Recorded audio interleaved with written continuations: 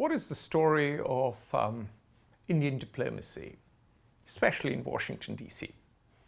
Now, Washington, D.C. is a strange place. In some ways, it is the Rome of today. You get the International Monetary Fund, the World Bank, all the embassies, all jostling for attention of the world superpower in a unipolar world.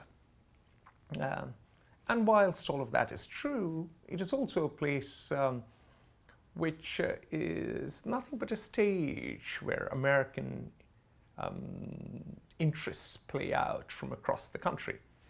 Washington, D.C. has representatives of powerful people across the country, and perhaps you could argue that New York City and California perhaps pull the strings with their donations, lobbyists, funding of candidates, yada yada. And it's not just the politicians; it is the think tanks, it is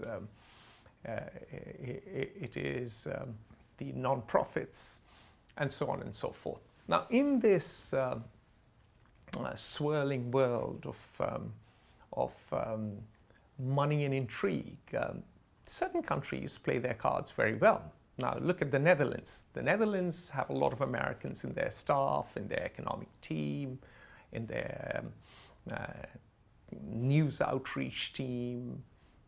The French, of course, have an American who's heading a key position, heading protocol or something. And of course, of late, the Germans have done very well. Brigadier General Frank Griefer has been the most outstanding diplomat in town for Germany. And in fact, he's been a superstar in his own league. He's the Cristiano Ronaldo and Lionel Messi of diplomacy these days. He's about to go back to Berlin, but he's an example for others to emulate. And what does he do that others don't do or don't do as well? Well, number one, of course, he meets a lot of people. He meets the right stakeholders. Number two, he follows up. He doesn't just show up, he follows up. Number three, he organizes receptions, which are magnificent. I've been to many. I missed his leaving party. I'm still gutted about it. And the receptions have interesting people from all walks of life.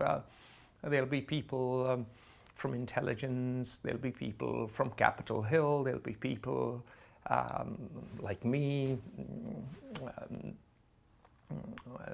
there'll be people who are from the arts world. And it's a jolly good show. When you observe the Dutch, and the Dutch host two great parties as well every year, the Armed Forces Day party, and of course they have the King's Day. And when you observe, and the French of course are past masters at it, the British are not bad either, although they've declined in recent years. But when you look at these established embassies, and I haven't even talked about Israel, as a British ambassador once said, there's only one game in town, and they are the Israelis. And there's an element of truth there. When you compare to all these embassies that do a jolly good job in Washington, you wonder where are the others? And most do a very bad job. And India, for all its claims and desires to be a rising power, underpunches woefully in Washington. And why? Well, let's examine why. One key reason is, of course, structural. Those in the Indian Foreign Service don't really want to be in the Indian Foreign Service. They didn't get the Indian Administrative Service, the lucrative service, with all the power. Unfortunately now our poor Indian Foreign Service officers are consigned to a lifetime of ceremonial running around in different countries. So there's this. We've got people in the job who don't really want to be in the job. That's one. Now, then there's another tiny little factor that most of them are, frankly, exam monkeys.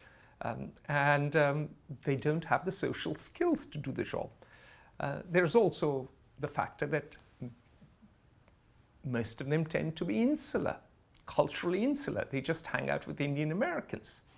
And of course, We don't do events where we invite people from all walks of life, unlike Frank Griefer. In fact, I have a number of friends who've spent years on Capitol Hill, and when I asked them, how many Indian parties or Indian receptions or Indian events did you go to? And the answer was 0.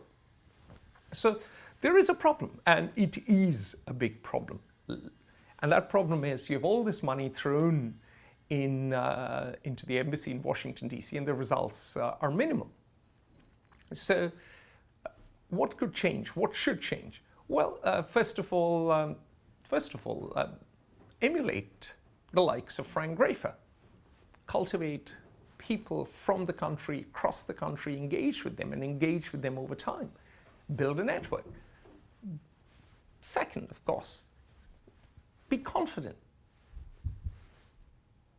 Showcase your narrative. India has a lot to offer. And I'll give you a simple example. There's the International Day of Yoga, which India organized, or the Indian Embassy organized at the Washington Monument. And it was a monumental disaster because the only people who were there were Indians. A lot of expense went into the event, but the ambassador got up on stage, grabbed the mic, and would not let go. And then someone else came and gave a speech.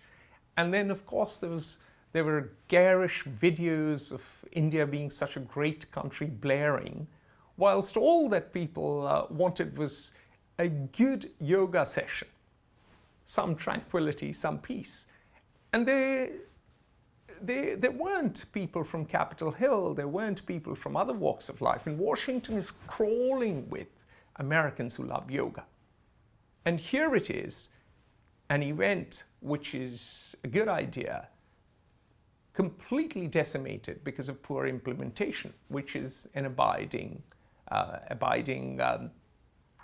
feature of the way the embassy functions. Even good ideas are victims of mismanagement or poor organization. So going back to what I said earlier, you have to have a good network, you have to tell your narrative, and you have, even when you have good ideas, implement them well, whether it is yoga, or it is Holi, or it is Diwali. And this is how you develop what Joseph Nye, who was in the State Department and ran Harvard Kennedy School, developed soft power, or what the Italian philosopher Antonio Gramsci called cultural hegemony. India will never achieve cultural hegemony, but it'll have a bit more cultural influence. So a reform of how diplomacy functions, that's the long structural reform, overdue, but then also a reform of the tangibles that we do, and just a tightening up of organization and implementation.